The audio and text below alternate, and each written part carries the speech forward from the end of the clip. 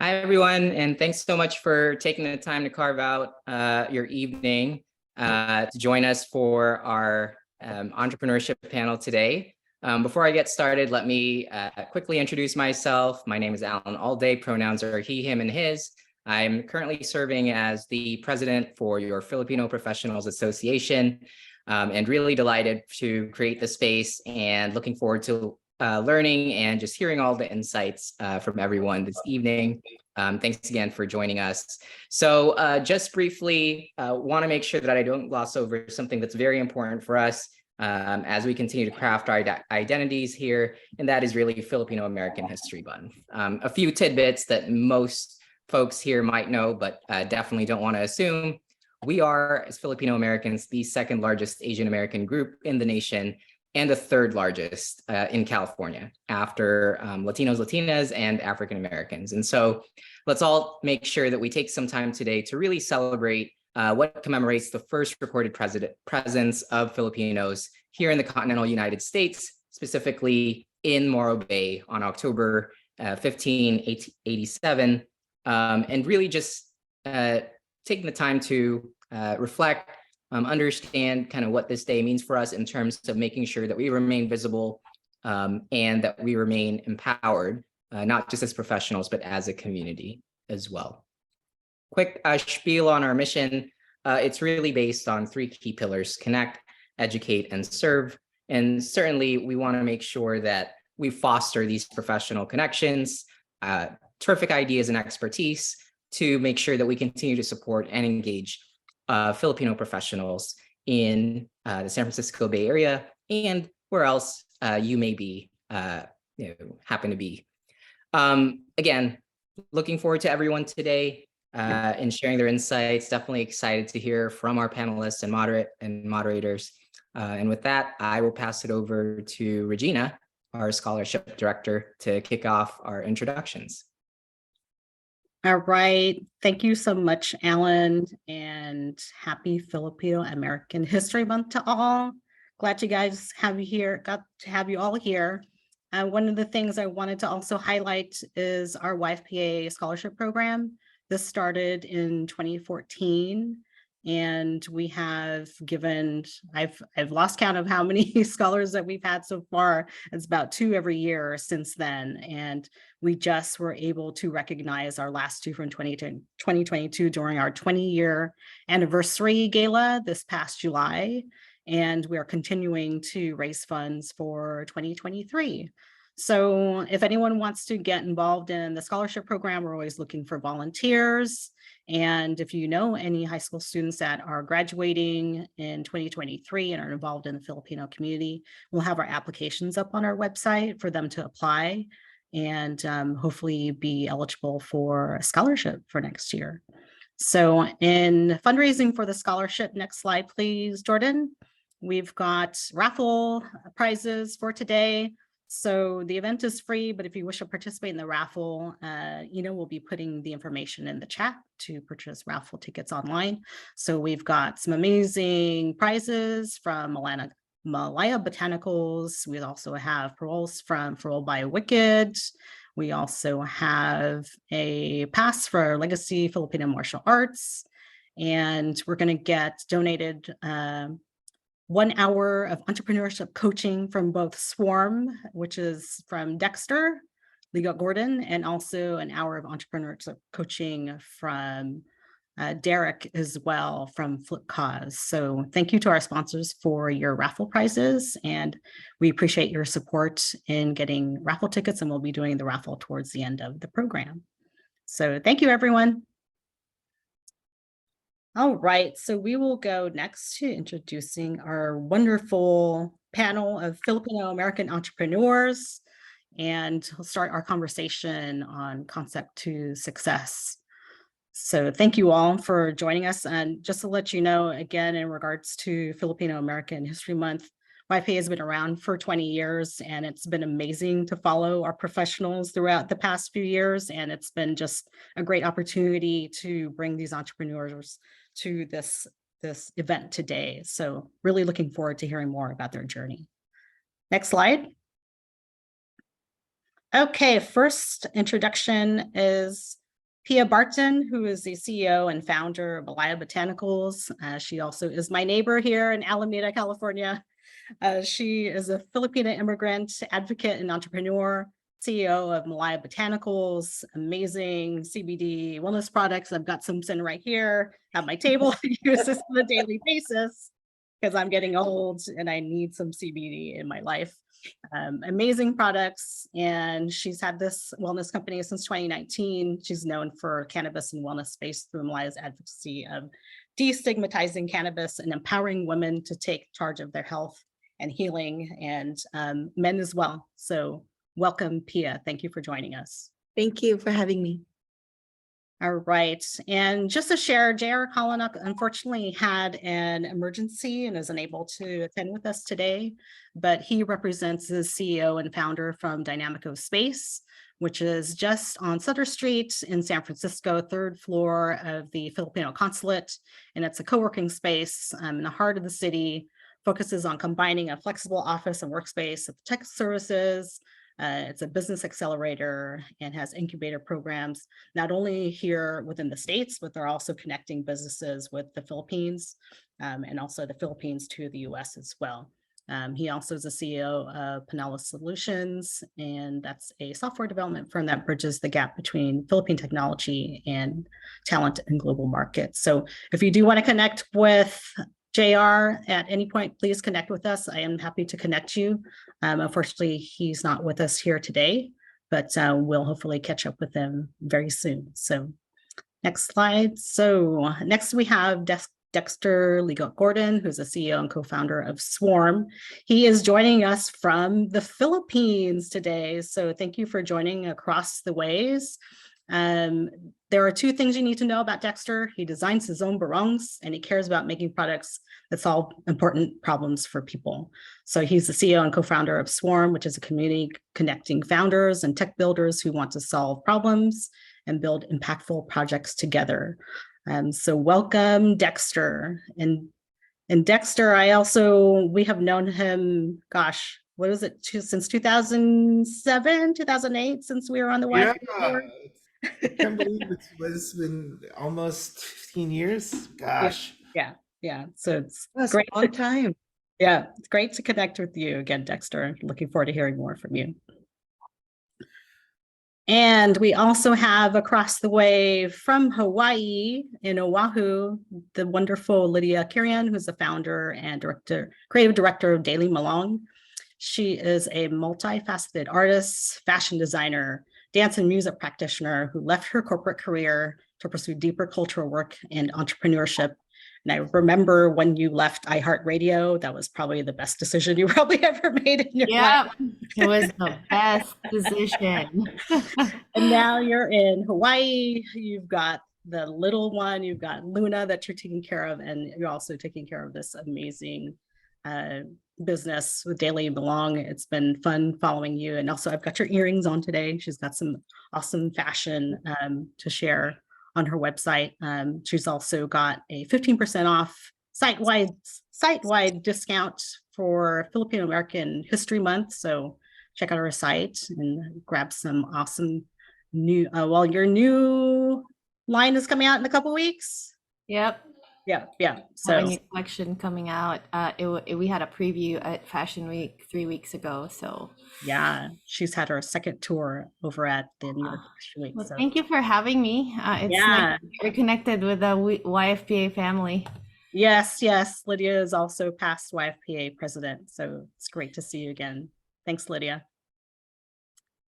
And lastly, we've got Derek Kagaanan, who was co-founder with Flipcause. He's been an entrepreneur for 15 plus years, has sales and marketing experience in software as a service, and has spent the last 9 years as co-founder at Flipcause, which is our website with YFPA, if you haven't noticed. It's a software company that helps thousands of nonprofits across the US optimize their development programs through innovative technology. We could not do YFPA without them. So thank you, Flipcause. And thank you, Derek, for joining us. Thank you for the opportunity. Glad to be here. All right. Okay, so now we're going to move off to the questions. and have some conversations on concept to success. Let me get my questions here, but the first question, and anyone can answer this, is what inspired you to start your business? And how did you determine like what your MVP was going to be, your minimal viable product, which is the one thing that I learned from MBA school. But sometimes when you have an idea, it's kind of hard to focus on specifically what you're going to launch. Did you do market research? Like, how did you come up with your company, and how were you able to determine your MVP? Dexter, you want to go first? Oh, sure. I've been in the talent space for quite a bit. At the beginning of the pandemic, I started to interview professionals in tech and quickly realized that people are starting to get jaded with their jobs. And this was like 6 months later, McKinsey called this the Great Resignation, where folks were essentially wanting flexibility, needing to, and they were feeling like they're creating value for someone else in their careers. So where I started was really just trying to investigate, well, why was this happening, right? Why were folks looking to leave their jobs? Why were they feeling alienated, and how are they trying to solve the problem for themselves? So ultimately, just talking to folks, potential users, potential customers, to understand their motivations, what problem they have, and how they're trying to go about solving the problem on their own is the foundation. What an MVP is, let me just kind of expectation set. An MVP is not something that is intended to be wildly commercially successful. The very first version of your product that you want to put in the world, in the context of at least software, is something that is intended for you to validate your assumption and to learn. So set expectations for what your MVP should be to test out your core assumption. There are many frameworks that are out there. My favorite is called assumptions mapping. Okay, and this is last name's Bland. I can't remember his first name. I think it's in other words, you want to test out the assumption that in order for your business to work in the long term, the assumption must be true. And that's what you align the first version of your product around, right? So if for my company, we're building a global platform that connects tech freelancers with founders. In order for my business to be true, we needed to be able to get tech freelancers to want to take projects with us versus the alternatives. So that's what our MVP first focused on. And actually, to be honest with you, my MVP did not work out. We learned that we initially launched a marketplace, and ultimately the reasons why people wanted to become independent are not solved by marketplaces. People wanted to find a sense of belonging, to learn. Marketplaces do not provide any of those things. So that's why we pivoted into building a community. So MVP means learning. Align what you want to learn with the assumptions that must be true in order for your business to succeed in the long term. So that way you can economize. All right. Thank you, Dexter. Pia, Lydia, or Derek, do you want to add to that? What inspired you to start your business, and how did you determine what your MVP was going to be? I can go. So I was doing sales and marketing for tech and also real estate. And that's how I got into the cannabis industry up in Mendocino. And so after doing that for several years, my partner said,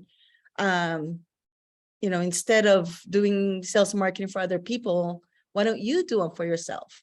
And so I never really thought about it. But then at the time I was an injured triathlete and the cannabis products were not working for me. I was in a pain management program at Kaiser and I had a team of doctors and they couldn't figure, I was there for like 3 years. I couldn't figure out what's wrong or how to solve my issue other than opiates, surgery, or 2,400 milligrams of ibuprofen.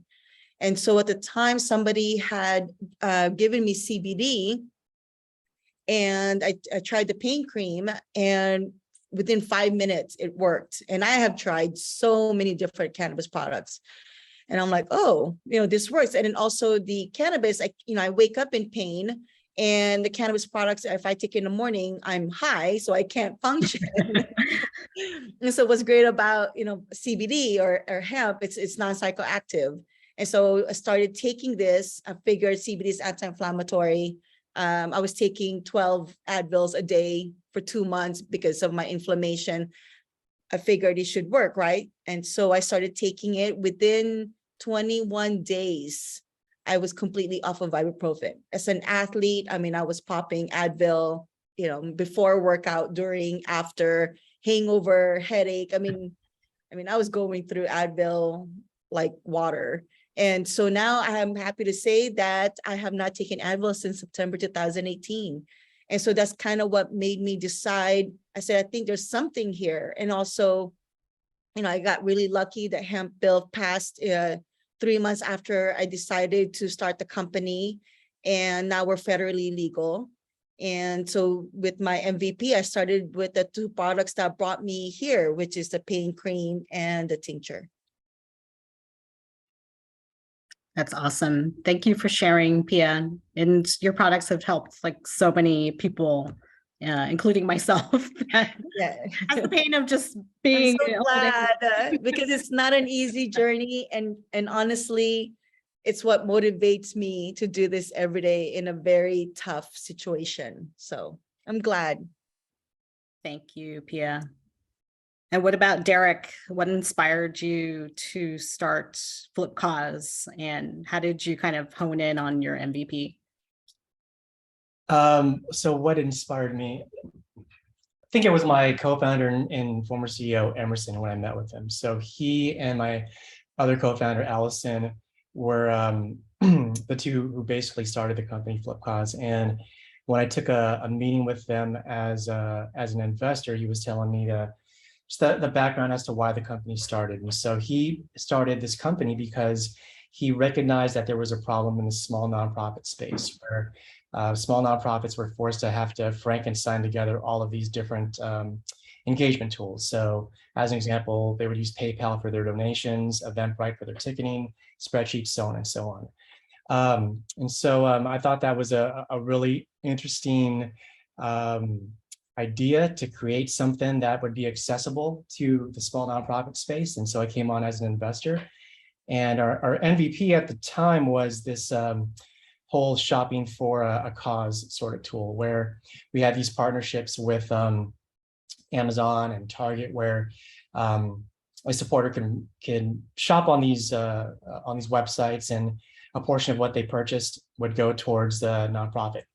Great idea, and it worked well up until I think 3 years later, to where it just because of the way that the changes that Amazon was making to their partnerships and all of that, it wasn't going to make sense in a business sense, I guess, to grow the company and move it forward. So it changed the product over time, but I think finding that MVP, you have to, of course, really understand the market that you're serving, the type of customer that you're serving.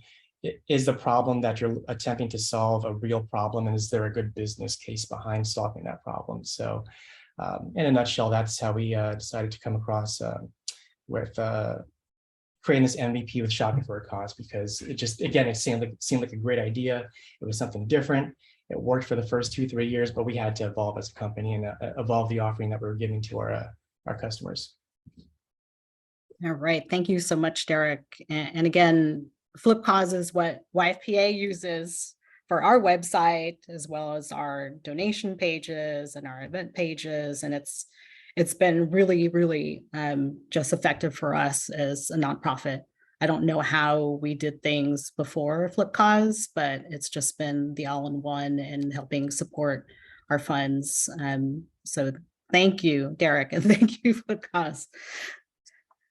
And lastly, Lydia, how were you inspired to start Daily Malong? And, how did you determine like what products or like what was the MVP for your company? Hi everyone. This is a really long story. But well, I started well, first of all, I came from corporate media, right? So I was working media for a long time. And after my 8 to 5, or more like my 8 hour job, or more like 14-hour job a day, I have my own cultural and arts practice. I dance and I do all this, Filipino arts outside of work. And I had an epiphany one year, and I was like, you know what, I don't want to be doing this corporate thing anymore, but I feel like there is an opportunity somewhere. Being an immigrant, I've been living in the US for 14 years now, and that gave me kind of like a different lens of understanding the narrative of Filipino Americans, and then also the narrative of, Filipinos. And what I noticed is that mostly showcased in the diaspora, a very Manila-centric culture. So I found that as an opportunity for me to kind of like really reintroduce a lot of aspects of the culture, including textiles that are not mostly known in the diaspora. So I went on a few tribal tours and tested out a few products. I started off with Malong. That's why it's Daily Malong. And all these folk dancers and all these like Filipino arts practitioners are like, oh my God, I want all of this. And I sold out in like 3 days. Wow. So that's pretty much how it started. And then I started traveling like 2-3 times a year, months at a time in the Philippines, and really trying to like build that infrastructure there for me to be able to, start producing, designing, and also selling all these garments. And 5 years later, I'm at Fashion Week. That's awesome. That's so exciting. Like, congratulations. And it's amazing to, look at your website, see the fashion that you have. And it's also, you're supporting those that are making the textiles back in the Philippines and introducing that, not only the US, but across the world. And New York Fashion Week, oh my God, that's like so exciting. And we're looking forward to what's next in your clothing line. I know I am. Going to use that discount code for sure. So thanks, Lydia. All right. So you've got your MVP, you're starting your company, and, people want to know, this is probably the number one question that we had from those that submitted questions, is how did you get the funding? When I'm not an entrepreneur, I guess I'm an aspiring entrepreneur, and I'll sit and I'll watch Shark Tank, like I'll do a marathon of like Shark Tank for like hours and kind of see, who gets funded by, whoever. But, how did you get the funding? Were you self-funded? Did you have angel investors, venture capitalists? Like, what other resources did you have for funding? Who wants to start? I'm just gonna start this because I'm Yeah. 100% self-funded, Filipino-owned business. Woo-hoo. When I mentioned that, I was really pretty tired of corporate America, working that corporate media job.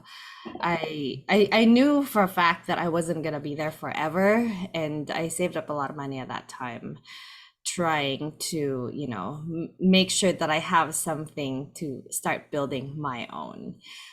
But yeah, I'm 100% self-funded. That's awesome. So all of that is yours. Yeah. No investors or other partners to listen to. So congrats to you. How about you, Dexter? I'm dropping a link. So Filipino Angels, don't worry, it's safe for work. It's a group of Filipino Americans in tech who are either trying to be angel investors for entrepreneurs and operators who are like willing to advise. So I think interestingly, like folks kind of always come to me and say, "Hey, I'm in tech. I feel like I'm the only Filipino," but I've had that conversation like 100 times, right? So there are obviously, like, I met Derek today. I mean, it's cool. Like we founded a software company, and it's really hard to build a SaaS company. I'll tell you that right now. It's just phenomenally difficult. But I think kind of spaces like this allow us to interconnect. Filipino Angels was actually started by Airbnb's first engineering manager, Filipino Canadian, in fact. Cool. So I asked them, like, well, what do you guys call yourself? Phil Cans? Phil, because it's not, I don't, anyways. But there's a growing group of folks who are trying to find a space to connect and support Filipino American entrepreneurs. Something that I do want to say, I kind of started the prep call by saying there's a lot of challenges working in the Philippines, especially living here. However, Philippines is #1 in Southeast Asia for VC interest right now. It's the second largest market in Southeast Asia, and it's like Southeast Asia is one of the fastest growing markets in the world. So Indonesia is kind of #1, but the Philippines is #2. And there's something very interesting about the Philippines, which is the local market solving Filipino problems is actually quite profitable. For example, credit cards were never a thing here. We leapfrog directly to QR codes for payments. And it's phenomenal. Like, everyone has a digital wallet. Nobody has a credit card. So local market problems are fascinating and profitable to solve, but there's something unique about the Philippines in that it is globally connected, and it speaks English. It's one of the rare instances where you can build a company for the local market and globalize. So there is quite a bit of VC interest, like tier 1 VC interest for Philippines place. Like, and they typically like come through, ask, and they're scouting for founders. They're trying to figure out who has the next big idea, and they're trying to connect with founders at the earliest stages, even when they're still trying to formulate what kind of company they're trying to build.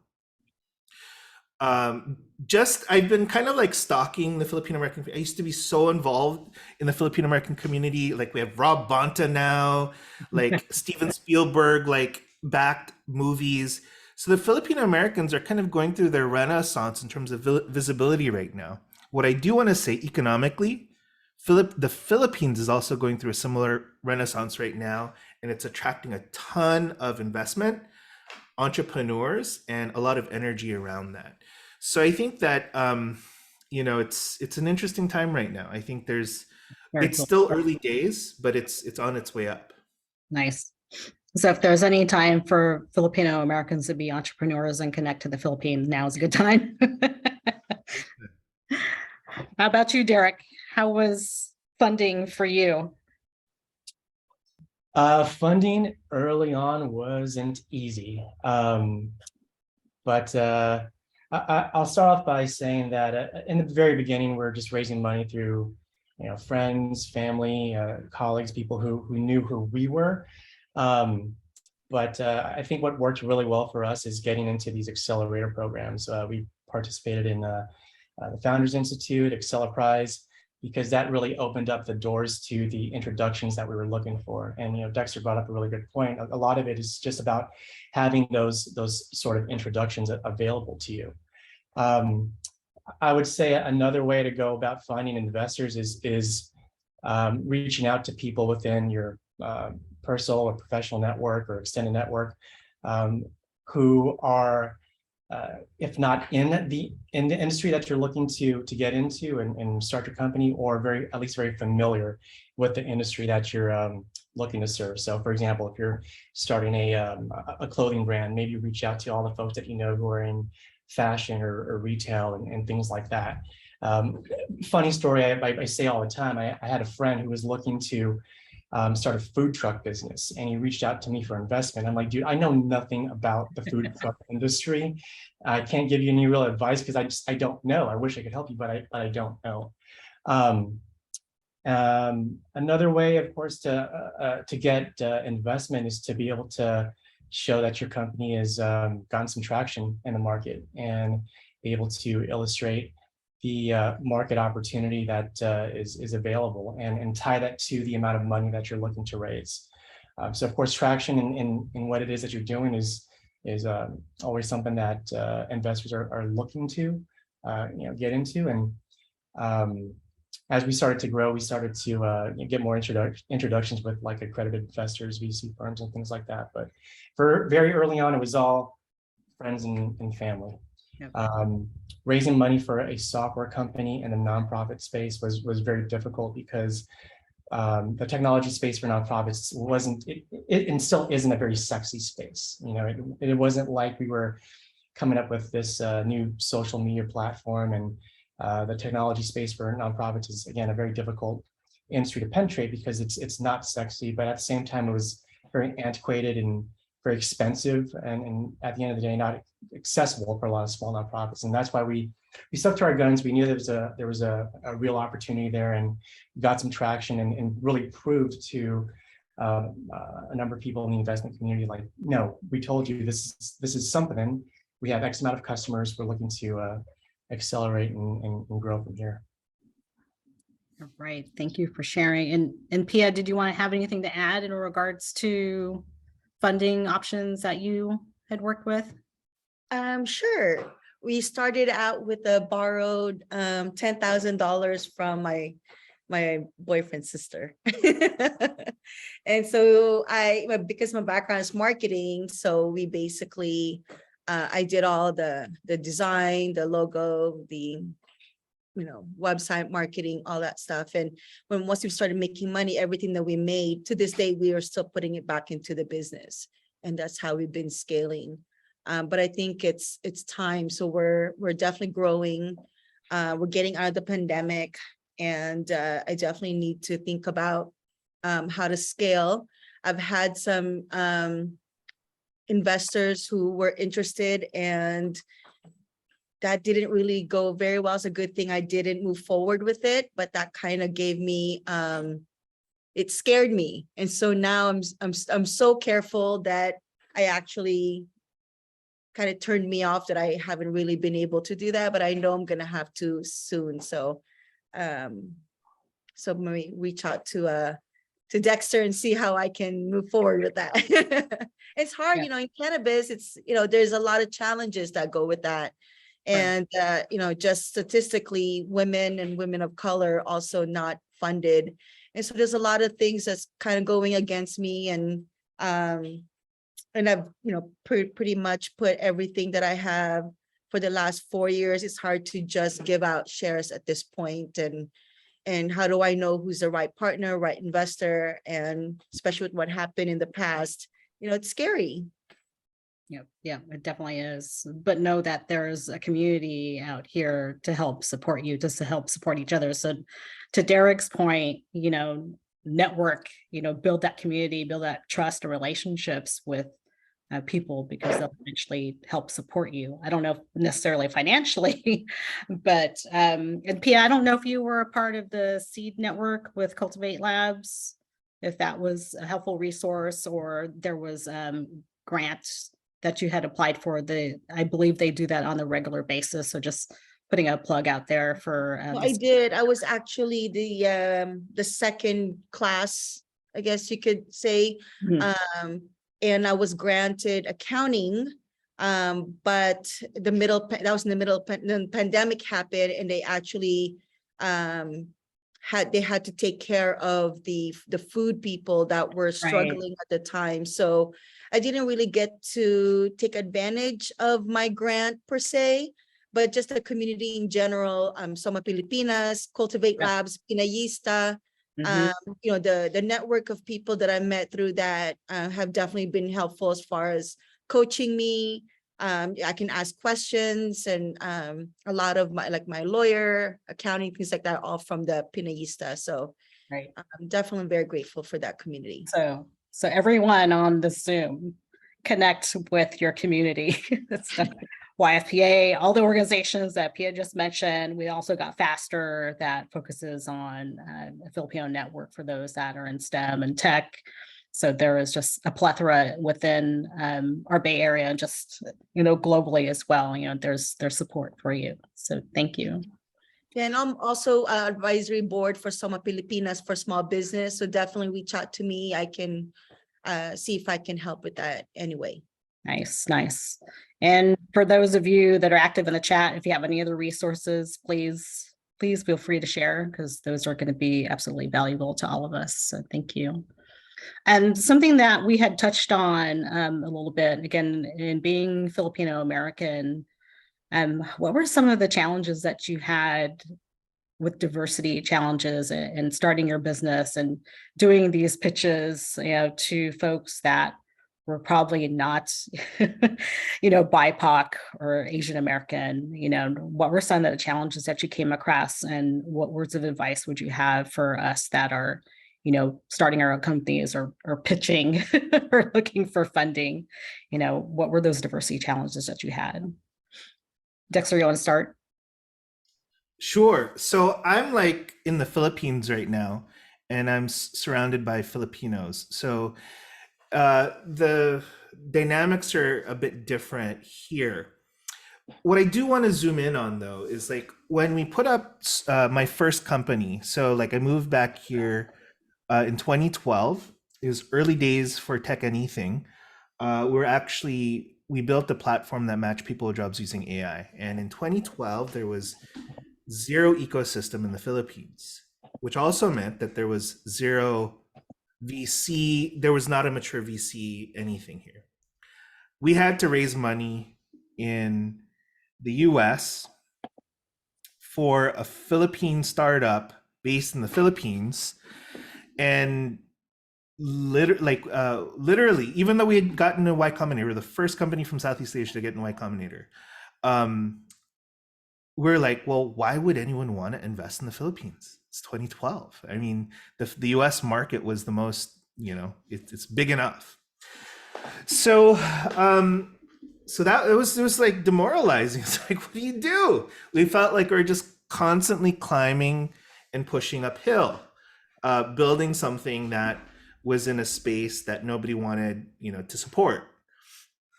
I kind of drew back from like some of the work that I'd done in politics in California. This is like, I co-founded this political organization in 2008 called Kaya, and we had run Filipino Americans for office. Rob Bonta was our first candidate. We were actually worked with him for his city council race. And I gave a speech at the launch for that. And like Gavin Newsom was there, Mike Honda, Rob was there, David Chu, blah, blah, blah. Kamala Harris was actually there. The speech was, for so long, our community had labeled itself as the invisible minority.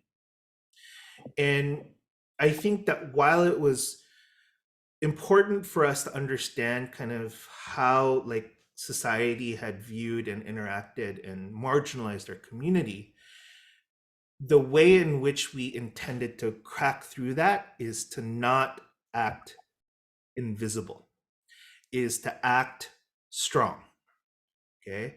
And I think Rob Bonta was a perfect example for this. He's like from the community. His mom was a labor organizer and, and was a part of the, anti-Marcos, anti-martial law movement in the 1970s. You can't get much more grassroots than Rob and his family. But he brought those values into his politics. He brought his identity into his politics and was not ashamed of it. I actually kind of cried because I was actually already in the Philippines as the day he got inaugurated. And he wore his barong on his first day of being sworn into the California State Assembly. Yep. That day, actually, he broke the glass ceiling for Filipino Americans in politics. So it is tough. It is moving uphill. And I think that I really appreciate what Cha said in the chat. What Regina is reinforcing is that together we can support each other, get each other's back, And when we engage in the mainstream, act confident, act like we have power, and it will follow. So that's why it's important to kind of convene in spaces like this and support those of us who are each other who are trying to build something, because it's not, we're all going to have to crack something new for the first time, right? And it's always going to be uphill the first time around. And I think giving each other the support, the courage, the connections to be able to do that is super important. All right. Thank you so much for sharing, Dexter. It's so important. Anyone else have any words of advice in regards to breaking through that diversity ceiling, or any stories that you want to share? I have a very recent story for you. So fashion is a very cutthroat industry, and recently there are a lot of intentional indigenous clothing designers that are out in the open and trying to do their shows on Fashion Week runways. And the most recent one that I did, I really wanted to do some sort of blessing, because that's kind of like part of our culture. Like, before we eat, we pray, that kind of stuff. We kind of like bless everything before we start anything that we do, right? So I had forced Kulintang, FMA, and dancing, Filipino dancing, into my runway. And when I say force, I literally had to shake people's head. Like, I want to do this because I've seen it done by Native Alaskan designer and a Native American designer. So I feel like I can do it too.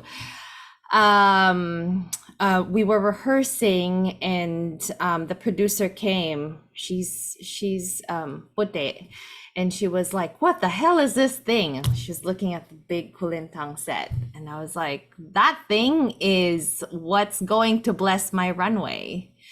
And I was like, like Dexter said, you gotta act confident, and you need to have the balls to do it. And I said something like, if you don't allow this, I'm out.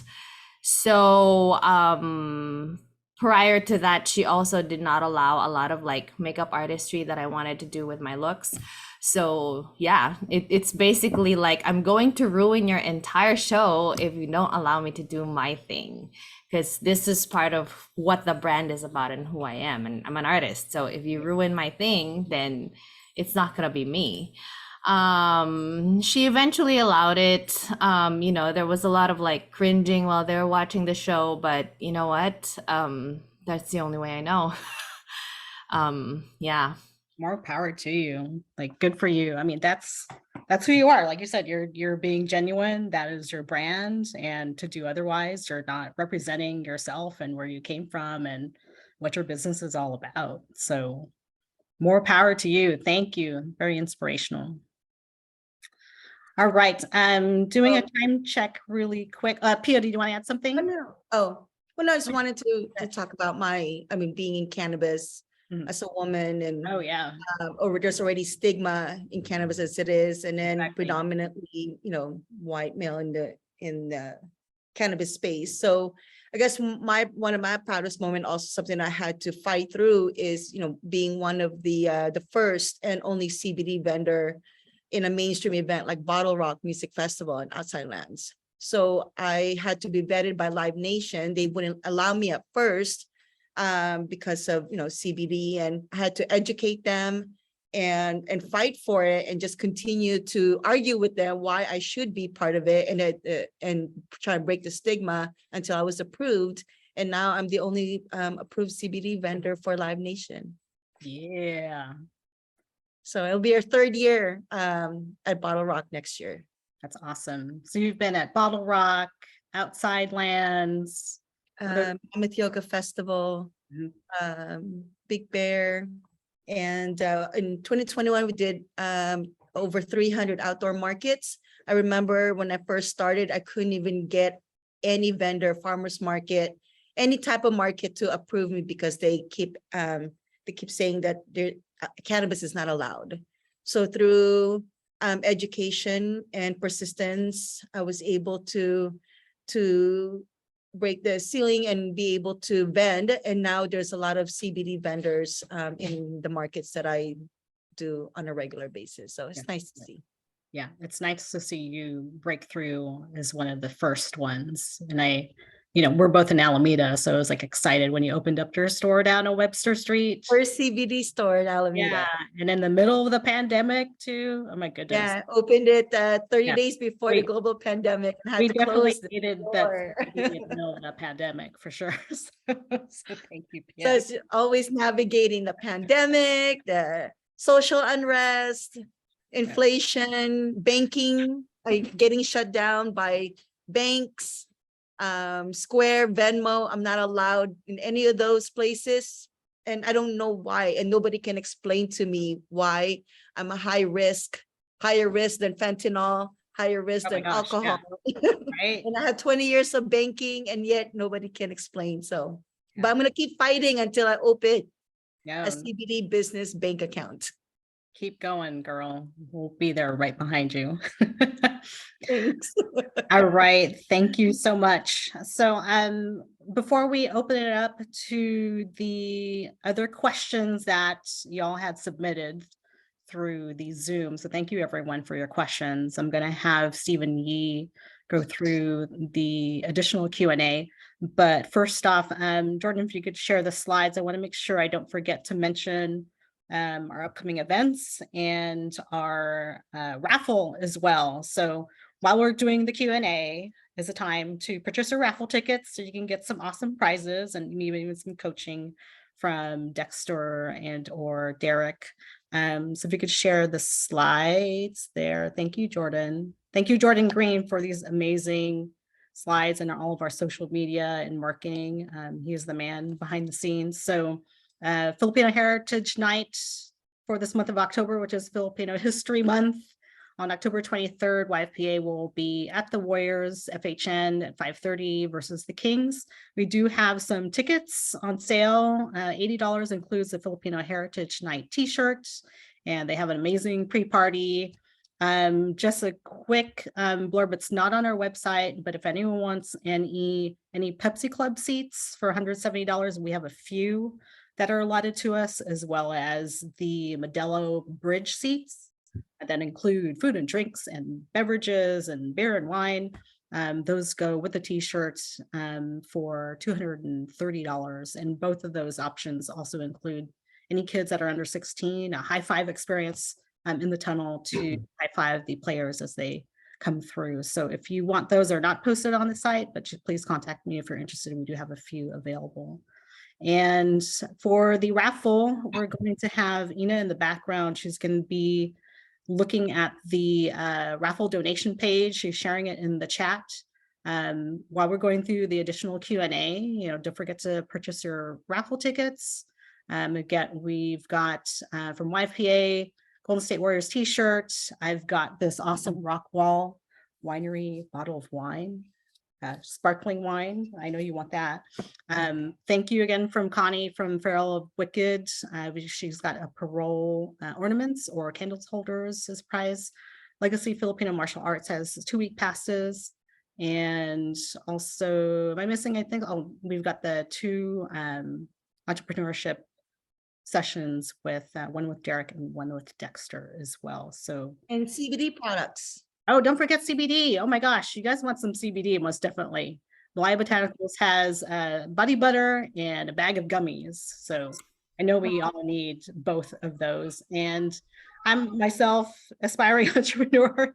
I have a career coaching on the side. I'm giving a 1-hour career coaching as well for any industry, any type of resume review, interview review, etc. So get your raffle tickets while we go through the Q&A. So I'm going to pass it off to the wonderful Stephen Yee, who's going to go through your questions and see what additional questions have come from the audience. So take it, Stephen. Great. Thank you, Regina. And if I may, sort of what Cha has been doing, and hopefully Cha, I'm pronouncing your name correctly, as Cha's been echoing in chat. And essentially, as Dexter chimed in at the 47 mark, dang, that's inspiring. Seriously.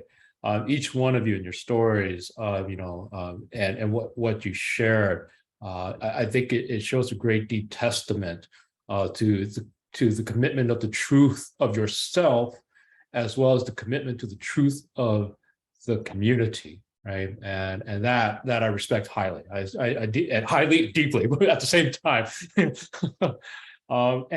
And if I may, because there's unique challenges and circumstances that you had shared, across your personal stories here, and thank you again, sincerely for sharing. I'm intrigued by those difficult circumstances, and maybe to a little bit about Dexter, what you touched on. And there was a question from the audience, from the participants, that was similarly curious about it as well, in terms of the politics, how we, and in terms of the politics and how that might play, or the current landscape. Any comments on how you see the political landscape affecting the way we move forward, or in your respective realms, sustainability, or in whatever sense in what you're involved in? Any thoughts around that? Yeah, there's like companies that are laying off right now or have hiring freezes, and the gas is up the what. And we can't even afford to buy bread. Like, how do you think that's impacting entrepreneurs? If anyone wants to answer that question. It's impacted us quite a bit. So, the supply chain, everything has pretty much doubled in cost, and I haven't changed any of my pricing, so it's definitely gotten to our profit. But we're very fortunate that we were able to find, we were in the middle of moving, and we found this work live loft in Alameda. And so we were able to cut our costs, or starting November, we'll be able to cut our costs by more than half. So it kind of came at the right time with this, what's going on in our environment. So can't wait to see the savings that's coming my way. Great, thanks, Pia. The struggle is real. Anyone else have any impact in regards to the economy? For us, this is Connie. If I could share, Hi. Hi. For us, it's really more on the gas, right? So we're a small business. We don't have like a storefront. So what we do when we sell our lanterns, we go to places like Southern California, Las Vegas. We drive there. So the gas is really impactful for us, because then you have to not only include the cost of being a vendor, which has also gone up, but also the gas prices. So definitely. Thanks for sharing, Connie. Yeah, it's for a lot of those that are, especially at, some of the festivals or the pop-ups like you were mentioning, Pia, like, I don't know how you're dealing with the gas, and then you got your trucks that you got to lug everything. So it all adds up. You want to go to the next question, Stephen? Yeah, sure. Yeah, and maybe in line with that, in terms of the current environment, the question here, and it may be your own current, business, company, or maybe it's something you're just noticing or sensing in general. The question is, any thoughts or any suggestions about, or what you're noticing in terms of businesses that are most likely or more likely to thrive, in the near future? Any intriguing developments that you might see or have heard about concerning the current landscape, current environment?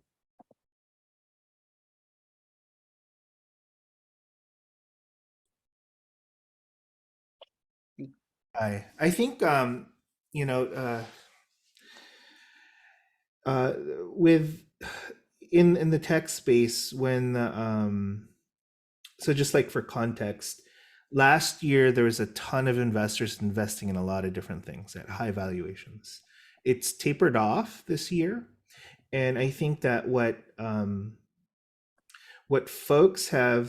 investors have been, the investment thesis is that companies with strong fundamentals are those that are still investable, because something to look for is like, okay, the total number of investments being made is going down, Hmm. but the valuations are actually going up, right? And who it's going up for are those businesses that have strong fundamentals. Like, Pia and Lydia might not be building venture-backed businesses, but their business will live and die based on their fundamentals, their ability to deliver great products profitably. Those are the businesses that will thrive, right? And those are the investments that will get support. Like, so growth at all costs, building companies that are burning a lot of money to grow at all costs are not investable right now. It's those with strong fundamentals. Now, if you talk about sectors, I mean, in a recession, there's certain sectors that thrives. And I'll kind of just kind of draw a connection to the Philippines. In 2008, during the global recession, that gave rise to the outsourcing industry in the Philippines. It's actually now the largest industry, fastest growing. It's the #1 export. So rather than sending people abroad, they're selling services from the Philippines. So there are certain segments that focus in on that can actually can grow in recessions and grow because of recessions. And I think that's just kind of the space for entrepreneurs to identify what those might be. I mean, I see it from a global services providing point of view, but there are tons of others. Right? Great, thank you. And and if I may, because whether you as you were just sharing, Dexter, whether it's a VC backed venture or a smaller enterprise that that Pia and Lydia mentioned, maybe from what you experience and notice, and the Filipino community is very strong, right? Very passionate group, clearly as represented here. Is there something interesting or intriguing about how to leverage your specific communities in a way that you grew in a unique way? Okay, I'll there's a lot to be like. This morning I was talking to a CTO who's trying to figure out how to improve their corporate culture. And this is a technical co-founder. And quite literally, I drew on Filipino specific cultural traits and values to advise. And let me be specific. In many Western contexts, independence and competition is how people thrive. It's what makes people better. But and that was kind of the case that the CTO was facing. It's like there's a very competitive, a very independent culture. And one of the things that I kind of challenged him on was there's this concept of it's actually a Southeast Asian trait. Filipinos call it bayanihan. Indonesians, very similar concept called gotong royong, which is this communal definition of success. Once you start to bring into your culture and work practices methods to define individual success by how well you contribute to others' success, and that's in practical ways, like having a morning stand-up to talk about what you're troubleshooting that day and enabling your team members to rally around that and provide that level of support on a daily ritual basis, that 10x's collective productivity. It fosters a high level of engagement, and it makes it much better to work in a team. So folks often think of like culture as like the soft aspect, like culture with a small c or a big C. But these cultural traits are actually what I feel allows us to build really strong teams, move faster together. I mean, it is a direct correlation. My first company was fairly well known for its corporate culture. That's how we were able to attract top tier talent, globally. And I think that there are direct Filipino traits that allowed us to build that culture. Thank you, Dexter. And Derek, Lydia, Pia, maybe similarly, as you saw your support base grow, how did that speak to your approach? Lydia, want to go first? Sure. Go for it. Oh, go ahead, Lydia. Go ahead. I What guess was you voice first, Derek. You repeat the question one more time, please? Yeah, sure. I guess in terms of what Derek was, I'm sorry, not Derek, Dexter was just mentioning, in terms of the characteristics of the community. Did you feel that that was true in your experience as you grew the support base, or did you notice maybe something you had to adjust along the way differently? It is something that I recognize, especially within the Philan community, because I think just by nature, we're hustlers. We grind, we make it happen, you know. And one of the great things about being so involved with the Philan community is that at the end of the day, we all got each other's back. At least that's what we hope for, you know. And whether it's just giving someone has someone giving me their time to listen, hear me out, what am I attempting to accomplish, or maybe them connecting me with another nonprofit that I need to interview to determine whether or not this whole idea makes sense. Absolutely. And I think that's something that we should definitely lean on more, so we can see more Filipino entrepreneurs out there. And that's actually a big part of my why I decided to take on this journey as an entrepreneur. And the why has changed a lot over time. I'll be honest, in the very beginning, my why was because I just wanted to come up. I wanted to make money, you know, but as you're going through this journey, it isn't enough. There isn't any amount of money that someone could wave in front of me and say that, you know, keep going, you know, you could do it, because it's a really tough journey. But you know, later on, and as of now, my why is to show that it is possible for somebody who looks like me, shares my same cultural background, that it's possible to go from nothing to, you know, a profitable software company in tech, and also not have the traditional background of a lot of tech founders. My two co-founders, Emerson, Filipino American, other co-founder, Allison Dale, Caucasian woman. So we had two Filipino dudes and a white woman going up on stage with no experience in starting a tech company, attempting to do something like this and solve a problem that we really saw as something that could be solvable through our company, and we made it happen. So point is that you know, it's possible. So and it wouldn't have been possible without the community that I had access to and helping me move forward.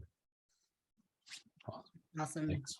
Thank Thank you. you for sharing, Derek. Thanks, Stephen, for covering through some of the Q&A. I know we didn't get to ask everyone's questions. I'm sensitive to time because we're Filipino time. So if the panelists want to stay on a little bit longer after the raffle, we can go through a few more questions. But final questions and final last call for raffle tickets. If anyone has not yet purchased, I'll have Ina put the raffle link in the chat one more time. But final question for the panelists. What are some absolute final words of advice that you have not yet shared that you want to share with us today, and anyone who is an aspiring entrepreneur? And what's next for you? Is there something that you want to promote that we should know about? Or what is next in your entrepreneurship journeys? So anyone care to go first? I'll go first because I need to go soon. Okay, thanks, Lydia. Our journey in the diaspora is kind of interesting because we're kind of like separated from something, but then, we don't really belong. It's always a question of like, where do we belong and all that stuff. Sometimes, it's good to kind of like step away from where you came from and then come back and then look back again. And then, you find answers around that and, get inspiration from it. And like Derek and Dexter said earlier, you lean into your community, no matter how complicated it could be sometimes. Like, the community has been really supportive in many different ways. So it's we only have each other to support, right? We're trying to like represent ourselves in this crazy world. So yeah. What's next is Paris for me. Ooh. So Are yeah, you gonna do a fashion show in Paris? yeah. That is amazing. Wow. We're doing Looking Fashion forward Week to next year. seeing some video But yeah, clips. thank you so much for having me. I might have to duck out soon, Okay. but yeah, hello everybody, and Thank you more so power much, to all of you. Lydia. Yeah. Don't forget our 15% discount. Yeah, 15% discount across Filipino my American History Month. website if you guys visit dailymodeling.com. Thank you. Thanks, Lydia. All right. Anyone else? Any final last words and anything else you want to promote or share about what's next for your entrepreneurship journey? I'll go ahead and go. As far as last words, I would say if you're looking to get into entrepreneurship, just surround yourself around really good people. You know, people that not only believe in you, but will at the same time challenge you and punch alongside with you and have your best interest in heart. Comes to raising money, one thing that I've learned is that raising money is equally as hard as finding the right partner or investor. You know, depending on who you're working with, they might want a board seat, they might want this, and that. The terms might not be right. So there's a lot of challenges when it comes to raising money, but very early on, just surround yourself around really good people and people that will work hard and challenge you and be better. And I think that's a big part of what led to my success here at Fliphouse is although Allison and Emerson, we were friends and we hang out a lot and spent a lot of time with each other outside of work. We spent so much time pushing each other to just be better. And because we knew we were always putting in 110%, we had so much confidence in each other that we just knew we were always doing the right thing and we had the best interest of the company moving forward. So I think just having a really good team, you can have a great idea, you can have all the money in the world, but if you don't have the right people, the right team working inside with you, might not happen, but still you never know. Thanks so much, Derek.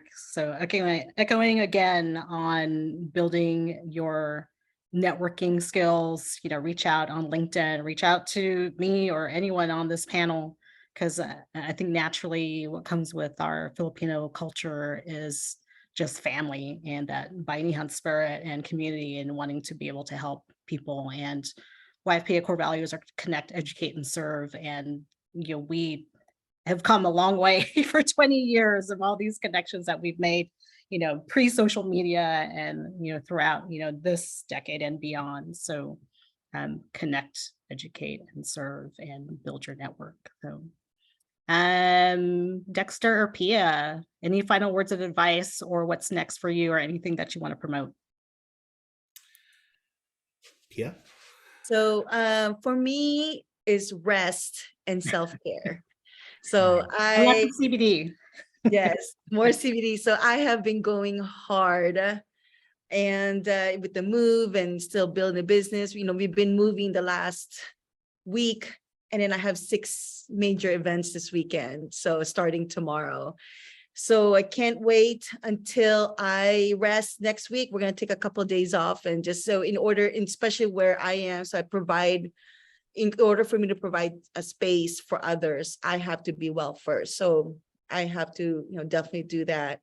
And next for us, it seems like Malaya is evolving into more of wellness activations. So I have been getting a lot of inquiries, building different wellness retreats, specifically for BIPOC all over from here to Bay Area to Hawaii and possibly Philippines. So I'm already and may start doing that in smaller scale, festivals, events, corporate. So that's kind of where Malaya is heading, not only products, but services as well. All right, very cool. I'll have to follow you maybe to Hawaii or the Philippines. And do a site visit. Yes. I can be your assistant. Derek will host us. Dexter. Oh, Dexter. All right. What about you, Dexter? Final words or what's next for you? So like in case anyone needs UI, UX design, software development, hit me up. We have a ton of folks. So we got your back. We have a ton of folks we can connect you with. But actually, rather than a word of advice, I'd actually like to share an insight that I learned kind of living here in the Philippines. Filipinos actually it's not, they're very clannish. At the societal level, trust exists in small circles. And if you're not a part of that small circle, it was hard, and that was kind of difficult for me to navigate because, I'm an outsider. Like coming here, I didn't have a natural place to fit in. But one of the things I think when growing up as a Filipino in the US, my experience with Filipinos is like we wanted to be helpful. We were close. We were we felt like community. And I think because we were all in the diaspora, we were all displaced in the US, we kind of chose each other. We became each other's small circle. And I think that's probably like kind of the insight is Filipinos are ride or die for their homies, right? If you're in that circle, they will get your back. They will make you successful. They will take blows for you. And I think that we have to choose each other, right? And that's the thing. It's that, yes, we can get each other's back, but that choice to be a community and that commitment to be a community, don't take that for granted, right? We have to choose that. We have to actively build that because yes, we can get that. We can get to that state where we're supportive of each other. But I've also, we all hear about the crab mentality. We all hear about this clannishness, right? That's also a part of us, okay? So choosing each other, choosing to commit to each other's success is perhaps where I think we can thrive together. So that's my closing thought. All right. Thank you so much to all of our panelists. I know we're past the hour and you do not need to be